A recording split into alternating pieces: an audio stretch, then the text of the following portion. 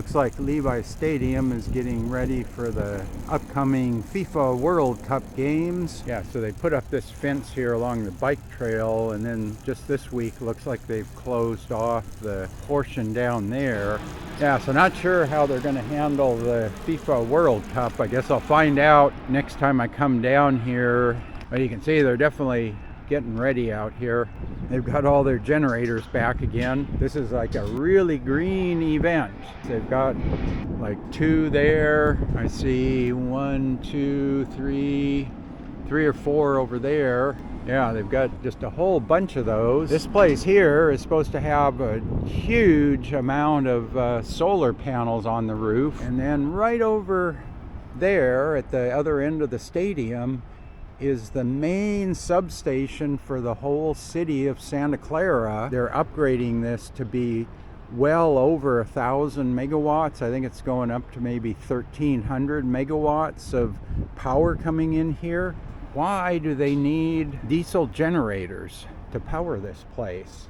It's not like they don't have power. These light poles right there and right over there, all of these light poles are plugged into the grid, yet they wheel in megawatts of diesel generators. It's like, why can't they run this off of the grid? And they've got solar power in here. There's, I think, 275 kilowatts of solar panels up on the roof. You can see them all along there.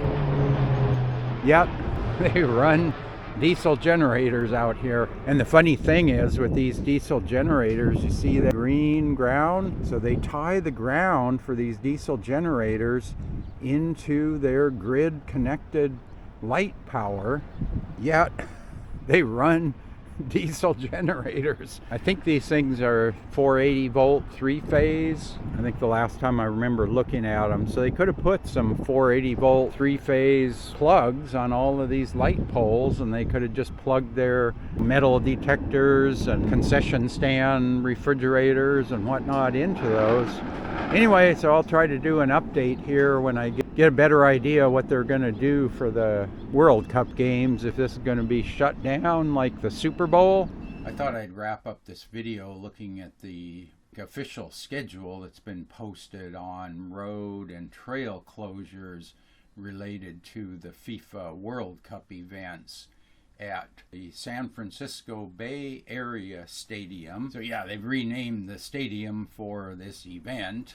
Yeah, so they finally posted this match day closure schedule, and from the looks of it, it appears that all the closures will only be during the day of the particular event. So they've got signs posted as you get near the stadium on the trail, both on the north and the south side, with the event days. They don't have this time information, but I'm just assuming the trail's closed the entire day. I wouldn't count on these exact times, like, oh, if I get here at 7:30, I can get through.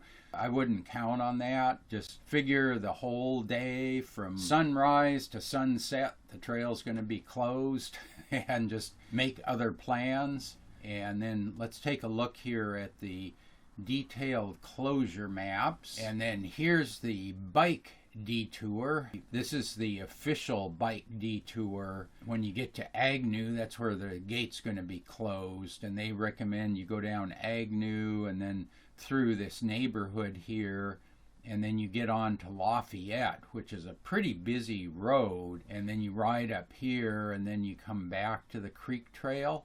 My recommendation would be, depending on which way you plan to go at the end of the trail, if you're just riding up to the end of the trail and back, don't do the detour. Just turn around here at Agnew, because it's just not worth the extra riding and traffic and all that just to do this last little bit of the trail up here. If you're going east on the Bay Trail or the 237 Bikeway, 2 options I would do. One is just get over here to Lafayette and then take Lafayette all the way up to 237, and then you can pick up the 237 Bikeway, and I'll show you that on another map. Or continue through here and pick up the Guadalupe River Trail if you want to avoid as much traffic as possible. And then if you're going west, say into Sunnyvale, Mountain View, going up the Bay Trail,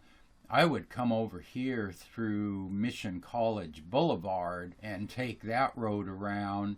And then this is what's called the Calabasas Creek Trail, and you can take that up to the Bay Trail or 237 Bikeway. Then this is the pedestrian detour here.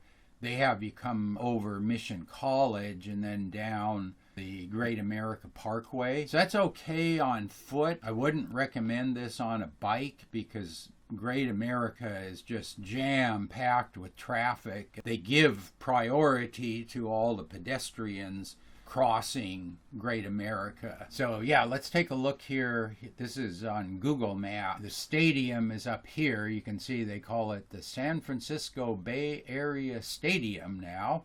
Here's the Creek Trail right here, and this is Agnew Road. This is Mission College. So like I said, if you're going west, I would come over here, take the bike lane along Mission College. You're going to cross Great America here and then come over here to this intersection.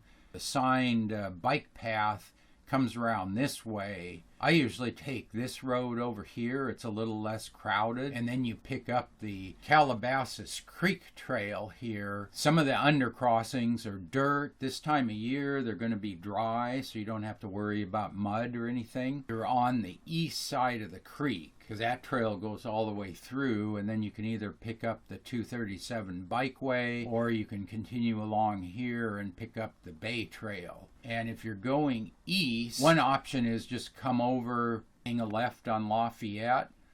Take Lafayette under 237, it turns into Gold Street, and you can then take the 237 Bikeway right here, or you can pick up the Guadalupe River Trail here, or you can go out to Alviso here. During the Super Bowl, what I did was I would go along Agnew Road here, take it past Lafayette. I usually would take this little bike lane here, but there's a whole bunch of streets you can take through those apartments, and then there's a little park here, and you can ride out and pick up the Guadalupe River Trail. The west side is mostly gravel, and the east side is paved, so if you want to do pavement, you'll have to ride down to this pedestrian bridge down here, cross it, and then you could go north on the paved trail, come up here, and you can then pick up the 237 Bikeway or go up to Alviso,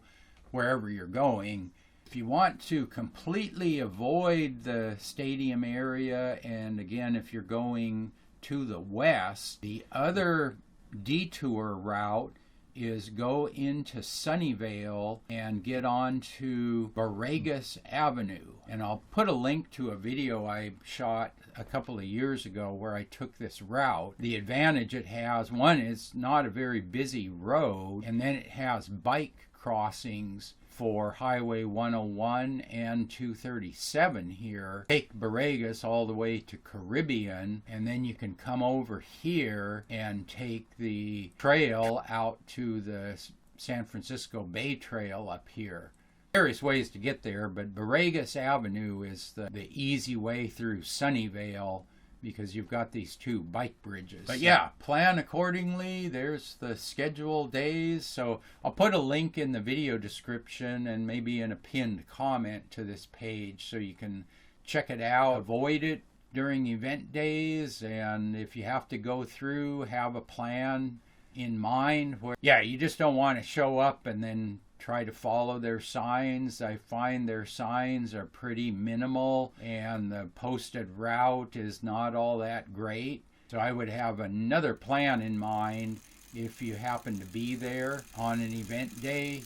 And yeah, I wouldn't put too much confidence in these times. Just plan on the whole day it's being closed. So anyway, yeah, hopefully that helps. And as always, thanks for watching.